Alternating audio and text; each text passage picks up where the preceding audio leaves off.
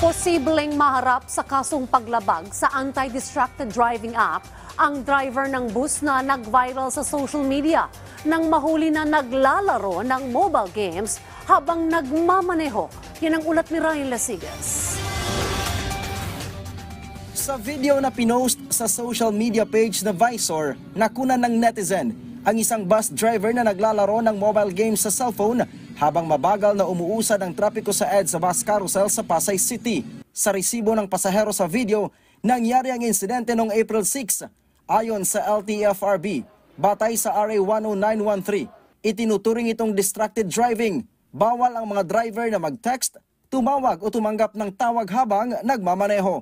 Bawal din ang paggamit ng internet, maglaro at manood ng palabas habang umaandar o nakatigil sa stoplight.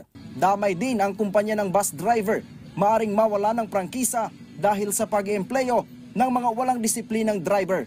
Tungkol doon sa driver na nahuhuli pong nagte-text habang o naglalaro po ng cellphone habang nagmamaneho, ay malaki po yung kasalanan sa hanay po ng road transport. Una po, may batas po tayo ng yung tinatawag nilang Anti-Distracted Driving Act na bawal gumamit ng cellphone at bawal po ng kahit anumang bagay na pwedeng agawin ang inyong atensyon. So ang parusa nun is 5 to 10 years po ng imprisonment. Hati naman ang reaksyon ng ilang bus driver.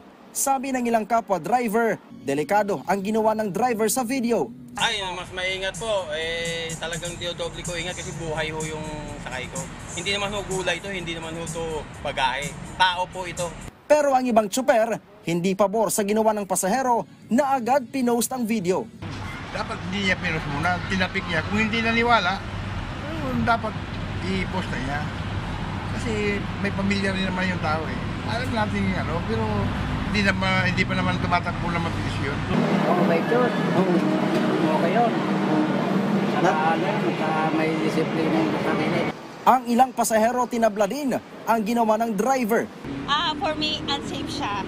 Kasi hindi siya nakapokus dun sa ginagawa niya. Pwede siya ma-aksidente, pwede madama yung mga nakasakay doon. Sa ngayon, tukoy na ng LTFRB ang pagkakakilanlan ng driver ng bus. Ipapatawag siya ng LTFRB pati na ang may-ari ng bus. Ryan Lasigas para sa Pambansang TV sa Bagong Pilipinas.